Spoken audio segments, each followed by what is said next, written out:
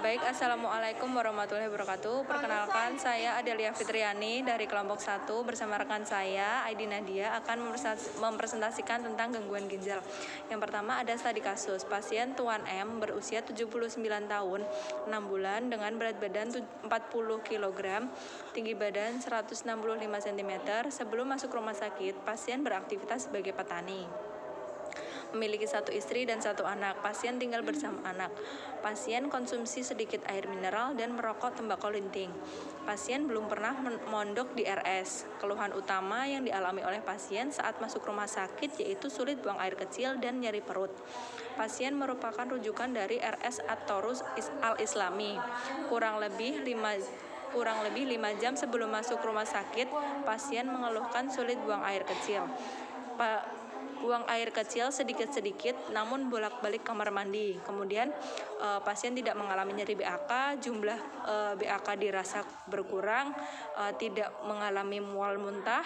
Kemudian BAB tidak ada keluhan namun makan dan minum berkurang. Pasien periksa di Rumah Sakit At-Torus Al-Islami dengan diagnosa CKD stadium 5, anemia renal, ISK, PPOK, dan hiperglikemia. Pasien dirujuk karena tidak memiliki fasilitas HD. Pasien dari IGD ke ruang Dahlia pada tanggal 17 September 2020 pada jam setengah 11 malam dengan tekanan darah 120/70 mmHg, nadi 80 kali per menit, nafas 20 kali, kemudian suhu tubuhnya mencapai 36,5 derajat Celcius. Tiba di Dahlia 2, kamar 10 pada pukul 11 malam. Kemudian pada tanggal 18 September 2020 dilakukan anestesi lokal dengan lama operasi 30 menit.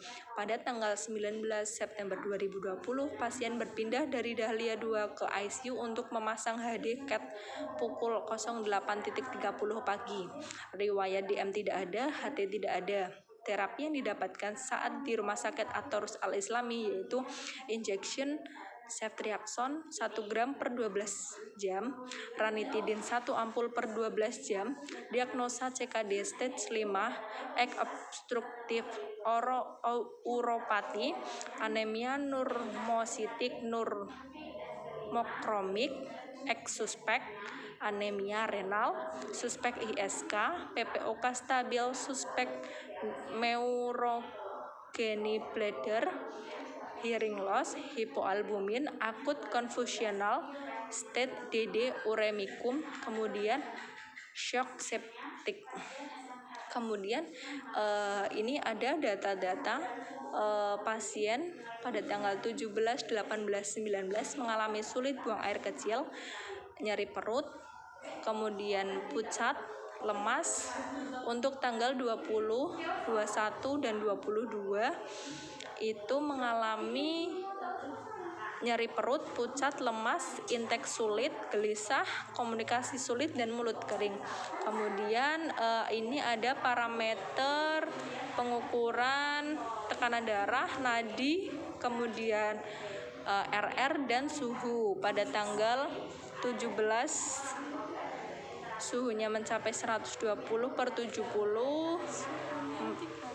Suhunya suhunya 36,3, untuk tekanan darahnya 120/70. Kemudian ini ada parameter untuk albumin, nilai albumin, BUN, kreatinin, AE, hemoglobin, hematokrit, RDWSD, MPV, AL, AT, eritrosit, kalium, dan GDS. Kemudian ini ada hasil CCT, HBsAg, uji urin dan protein serta keton. Kemudian ini terapi obat yang didapatkan oleh pasien dari tanggal 18 hingga tanggal 22. Kemudian untuk studi Untuk tujuan penata laksanaan terapi kasus mahasiswa, yaitu mahasiswa mampu melakukan seleksi terapi obat rasional berdasarkan kondisi pasien penyakit akut renal failure, chronic renal failure, dan stage renal disease, glomerulonefritis, sindroma nefrotik, drug-induced renal, kondisi renal replacement, dan beberapa penyakit hiperglikemia dan hipoglikemia, serta monitoring terapi dan konseling sesuai perkembangan bidang kesehatan dan kefarmasian terkini. Kemudian ini kasus pada tanggal 17, pasien mengalami CKD stadium 5 dengan subjektif konsumsi air mineral sedikit, makan minum berkurang, sulit BAK, kemudian BAK sedikit namun sering, kemudian nyeri perut, riwayat pengobatannya ranitidin ampul dan ceftriaxone. Untuk uji objektifnya, uji labnya ada albumin nilainya 3,07, BUN 212, kreatinin 11,4, dan CCT 4,45. Kemudian asesmennya, kemungkinan pasien sebelum masuk rumah sakit sudah mengalami sindrom nefrotik karena hasil lab menunjukkan hipoalbumin, nilai BUN, kreatinin, dan CCT tinggi, jadi dapat dikatakan pasien mengalami CKD. Obat tidak tepat ranitidin harusnya untuk gangguan gastrointestinal, jadi tidak perlu digunakan, dan kemudian diganti dengan CaCO3. Kemudian yang ada plan, direkomendasikan obat Calos, monitoring hasil lab menunjukkan albumin, BUN, kreatinin, CCT, kemudian monitoring ada tidaknya efek samping yang timbul dari pemberian obat. Kemudian untuk kasus yang kedua ada anemia, pasien mengalami lemas pucat, kemudian riwayat pengobatannya masih sama. Untuk hasil labnya, tekanan darah 120/70, nadinya 68 kali per menit, AE-nya 2,39, HB-nya 6,9, HMT 20, RPWST 55,5, MPV 12,2, AL 17,92, AT 181, eritrosit 2,39. Diagnosis dokter anemia renal dan diperkuat oleh hasil lab. Kemudian plannya direkomendasikan asam folat untuk monitoring hasil lab, apakah hasil lab sudah normal atau belum, kemudian monitoring efek samping dan interaksi obat. Kemudian ada ISK dan PPOK. ISK, pasien mengalami sulit BAK dan nyeri perut. Kemudian riwayat pengobatannya masih sama, objektif tidak ada hasil lab. Kemudian asesmennya, diagnosa dokter yaitu mengalami ISK. Kemudian rekomendasi diberikan ceftriaxone 1 gram per 12 jam. Untuk monitoringnya, melakukan pemeriksaan lab urin, apakah terjadi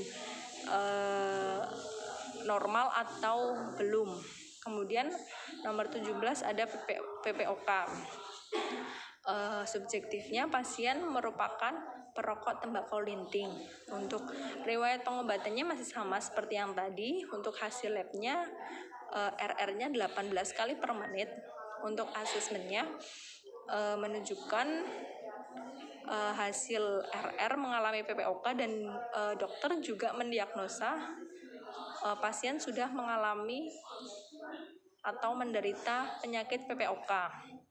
Yang pertama, plannya merekomendasikan untuk dipasang oksigen untuk membantu pernafasan, kemudian memonitoring respiratory rate atau hasil labnya yang tadi. Kemudian pada tanggal 17 juga pasien masih sedang mengalami hiperkalemia, di mana tidak ada keluhan pasien, namun hasil labnya yaitu 5,18. Untuk asesmennya ada indikasi tidak ada obat, maka dari itu diberikan penambahan obat kalsium glukonat 0,5 sampai 1 mili per kilogram melalui intravena.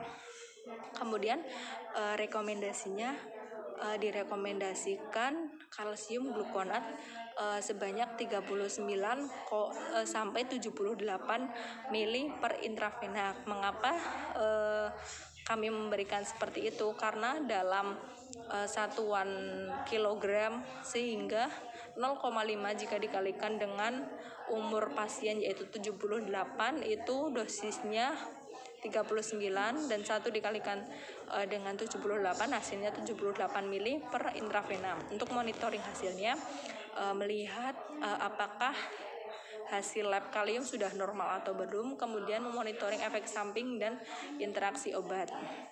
Kemudian pada tanggal 18 masih sama, namun terdapat pemberian obat salos yaitu 500 mg. Untuk tanggal 18 masih sama, anemia renal, dan plannya juga masih sama. Untuk pada tanggal 18 pasien juga mengalami ISK. Untuk plannya itu masih sama dengan yang tanggal 17. Kemudian masih mengalami PPOK dan hiperkalemia.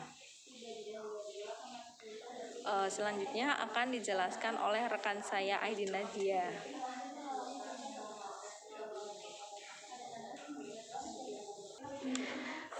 Untuk pada tanggal 19, problematisnya masih CKD ST5 dengan subjektifnya pasien sulit PAK dan nyeri perut dengan riwayat penyakitnya salos 500 mg per 8 jam, NaCl 0,4%, hemodialisa, transfusi PRC.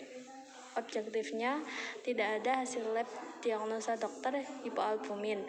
Asesmennya, pasien direkomendasikan melakukan hemodialisa atau cuci darah karena pasien menderita CKD ST5. Untuk plannya, direkomendasikan CALOS atau CaCO3 500 mg per 8 jam, direkomendasikan pemberian hemodialisa dan transfusi PRC, direkomendasikan pemberian NaCl 0,4%. Monitoring efek samping penggunaan obat interaksinya, direkomendasikan melakukan hemodialisis. Pada tanggal 19, pasien juga mengalami anemia renal. Subjektifnya, pasien mengalami pucat dan lemas. Riwayat pengobatannya asam folat 400 mg per 8 jam.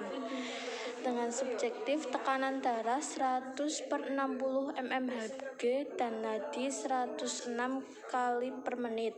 Asesmennya, pasien mengalami gejala anemia yaitu pucat dan lemas. Untuk plannya diberikan asam folat 400 mg per 8 jam. Monitoringnya efek samping dan interaksi obat. Pada tanggal 19, pasien juga mengalami ISK. Dengan subjektif, pasien sulit mengalami PAK dan nyeri perut. Riwayat pengobatannya ceftazidime 500 mg per 24 jam. Objektif dan asesmennya kosong. Plannya diberikan obat ceftazidime 500 mg per 24 jam. Dengan monitoring hasil lab dan monitoring efek samping dan interaksi obat. Pada tanggal 19, pasien juga mengalami PPOK. Masih mengalami PPOK dengan subjektif, pasien perokok tembakau linding. Riwayat pengobatannya oksigen. Objektifnya hasil lab dengan pada tanggal 19 PPOK objektif, hasil labnya pernafasannya 26 kali per menit. Asesmennya diberikan tabung oksigen guna membantu pernafasan pasien. Plannya monitoring nilai respirasi, direkomendasikan tabung oksigen. Selanjutnya, pasien masih mengalami hiperkalemia. Dengan subjektif tidak ada keluhan pasien, objektifnya tidak ada hasil lab, dan asesmennya obat kalsium glukonat tetap dilanjutkan. Plannya direkomendasikan obat kalsium glukonat tetap dilanjutkan. Monitoringnya efek samping dan interaksi obat. Pada tanggal 20, pasien masih mengalami CKD ST5. Dengan subjektif, pasien sulit BAK dan nyeri perut. Riwayat pengobatannya CALOS atau CaCO3 500 mg per 8 jam dan NaCl 0,4%. Objektifnya albumin 2,38, BUN 200,4, kreatinin 4,32, CCT 7,97, protein 3 positif, ketonnya positif. Asesmennya penambahan lisinopril untuk mengatasi proteinuria. Plannya direkomendasikan CALOS 500 mg per 8 jam, direkomendasikan pemberian NaCl 0,4. Monitoringnya efek samping penggunaan obat, interaksi penambahan lisinopril injeksi 2,5 mg. Pada tanggal 20, pasien masih mengalami anemia dan ISK, PPOK, dan hipokalemia. Pada tanggal 21, pasien masih mengalami CKD ST5. Dengan subjektif, pasien sulit BAK dan nyeri perut. Riwayat pengobatannya masih sama, objektifnya tidak ada, asesmennya penambahan lisinopril untuk mengatasi proteinuria. Plannya direkomendasikan CALOS 500 mg per 8 jam, direkomendasikan pemberian NaCl 0,4%, dan monitoringnya efek samping penggunaan obat, interaksinya penambahan lisinopril injeksi 2,5 mg. Pasien juga masih mengalami anemia renal. Dengan subjektif masih sama, objektif dan asesmennya tidak ada, plannya masih sama. Selanjutnya, pasien masih mengalami ISK. Dengan subjektif, pasien mengalami sakit BAK, nyeri perut. Riwayat pengobatannya ceftazidime 500 mg per 24 jam. Objektif dan asesmennya tidak ada. Direkomendasikan obat ceftazidime 500 mg per 24 jam. Monitoring dilakukan pada pemeriksaan urin di lab untuk melihat hasil. Selanjutnya, pasien masih mengalami PPOK dan hipokalemia. Pada tanggal 22, pasien masih mengalami CKD ST5, anemia, ISK, PPOK, dan hipokalemia. Ini algoritma anemia renal. Ini untuk algoritma ISK. Ini algoritma CKD stage 5.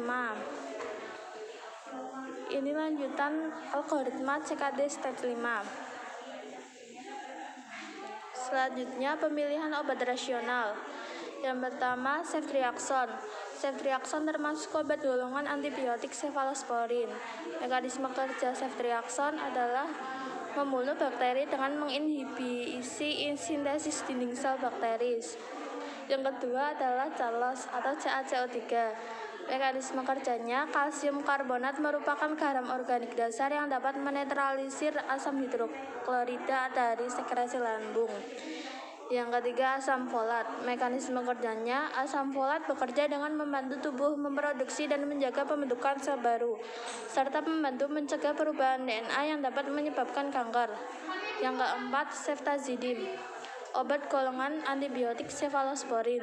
Mekanisme kerjanya, ceftazidime bekerja sebagai antibakteri yang menghambat enzim yang bertanggung jawab terhadap pembentukan dinding sel bakteri tersebut.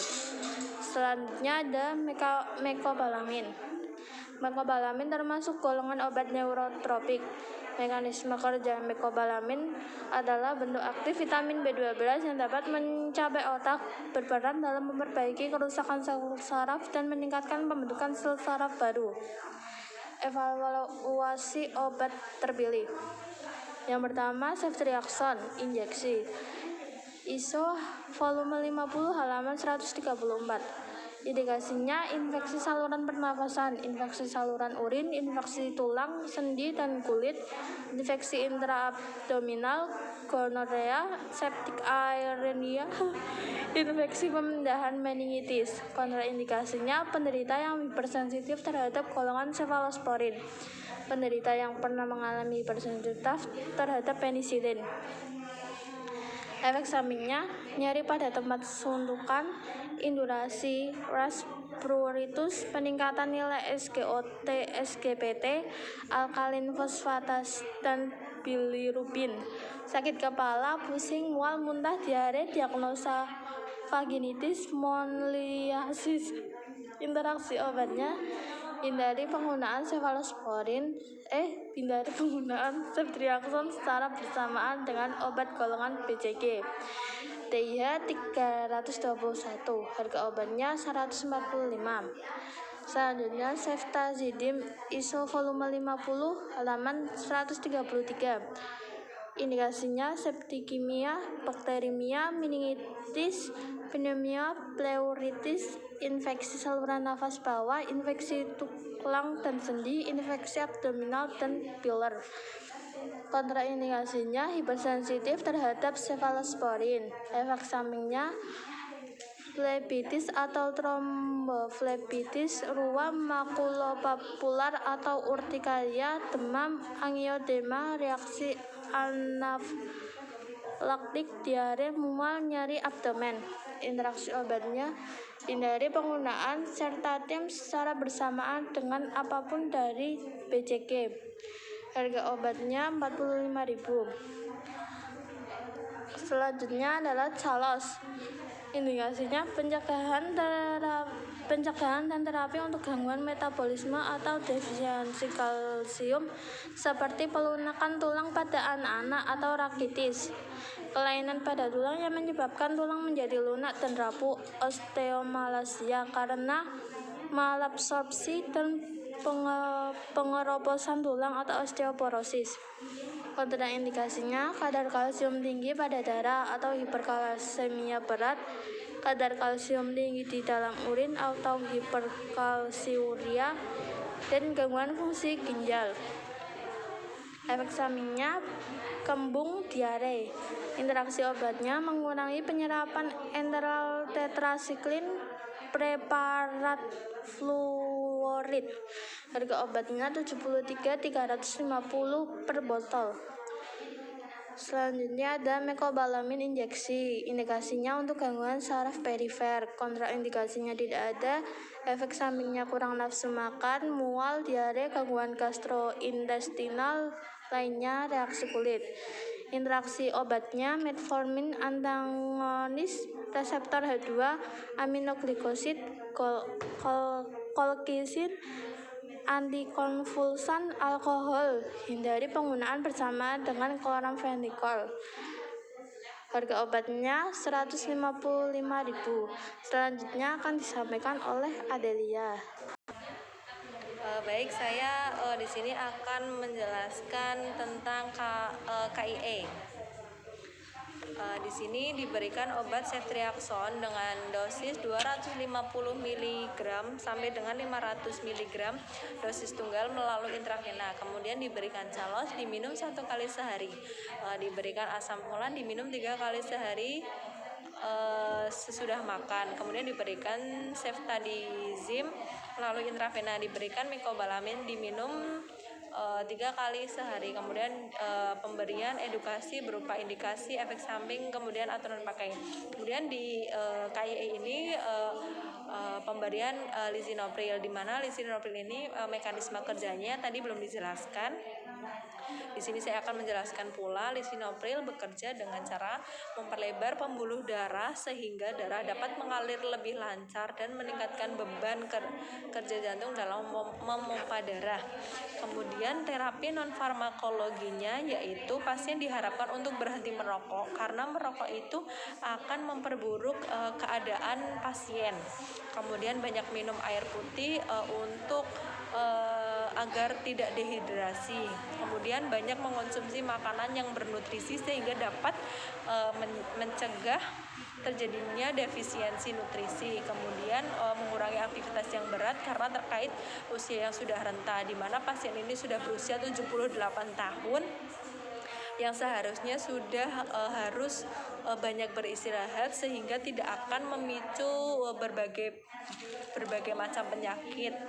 Kemudian istirahat yang cukup. Kemudian daftar pustaka yang kami gunakan seperti ini. Kemudian ini adalah EBM yang kami gunakan.